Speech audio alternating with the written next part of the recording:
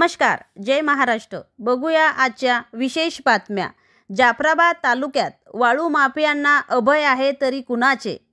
वाळू माफियासोबत हात मिळवणाऱ्या अधिकाऱ्याची यादी तयार, कारवाई करणार महसूल मंत्री बावनकुळे। जाफराबाद तालुक्यात वाळू उपसावर बंदी असताना खडकपूर्णा, धामणा, केळणा, कुंभारझरी या नदीपात्रेतून हजारो ब्रास वाळूचा बेकायदेशीर उपसा केला जात असून हा अवैध वाळू उपसा करणाऱ्या वाळू माफियांना अभय आहे तरी कुणाचे, असा प्रश्न जनता उपस्थित करीत आहे।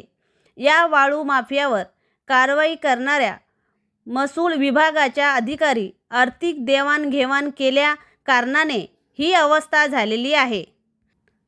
त्यामुळे शासनाचा कोट्यवधी रुपयाचा महसूल बुडत आहे।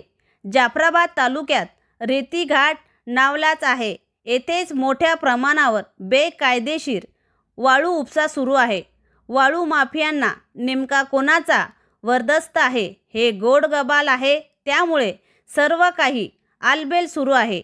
एकीकडे जनतेला घर बांधकामाला वाळू मिळत नसल्याने त्रस्त आहे, दुसरीकडे महसूल विभाग रेती घाट चालू करत नसल्याने ही चोरटी वाळू तस्करी सुरू आहे। त्यातच प्रशासनाच्या निष्क्रियतेमुळे वाळू माफियाचे फावत आहे का? महसूल प्रशासनावर कोणाचा दबाव आहे? तसेच या संबंधित यंत्रणेच्या डोळ्यावर आर्थिक देवाणघेवाणची पट्टी बांधलेली आहे का? ठोस व प्रभावी धोरण का राबविले जात नाही, अशी चर्चा सुरू आहे। सरकारने वेगवेगळ्या माध्यमातून वाळू घाट कंट्रोल करण्याची योजना केली आहे। वाळू माफियासोबत हात मिळवणी करणाऱ्या 10 ते 15 अधिकाऱ्याची यादी तयार करण्यात आली आहे। त्यात जालना, जाफराबाद यासह अनेक ठिकाणी तक्रारी आल्या आहेत। दोषी अधिकाऱ्यावर निश्चित कारवाई केली जाईल, असा इशारा AP न्यूज महाराष्ट्राच्या नागपूरच्या विशेष प्रतिनिधीशी बोलताना महसूल मंत्री चंद्रशेखर बावनकुळे यांनी दिली। मी AP न्यूज महाराष्ट्रासाठी पूजा कायंदे। रेती तस्करांशी संबंधित अधिकारी रडारवर आहे काय?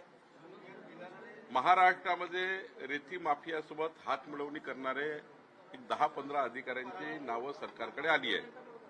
काहीवर शिस्तभंग होणार आहे, काहीचं निलंबन होणार आहे, पण सरकारने MRC ॲक्टच्या माध्यमातून, जिओ टॅगिंगच्या माध्यमातून, जिओ फेन्सिंगच्या माध्यमातून प्रत्येक वाळू घाटाला कंट्रोल करण्याची योजना तयार केली आहे।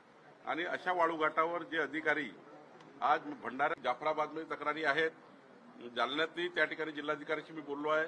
त्यामुळं ज्या ज्या ठिकाणी काल राहुरीमध्ये ज्या ठिकाणी तक्रारी झाल्या आहेत त्या ठिकाणी सरकारने मोठ्या प्रमाणावर आमचं सरकार स्वतः सुमोटो कारवाई त्या ठिकाणी विभागीय आयुक्तामार्फत तपासून करत आहे।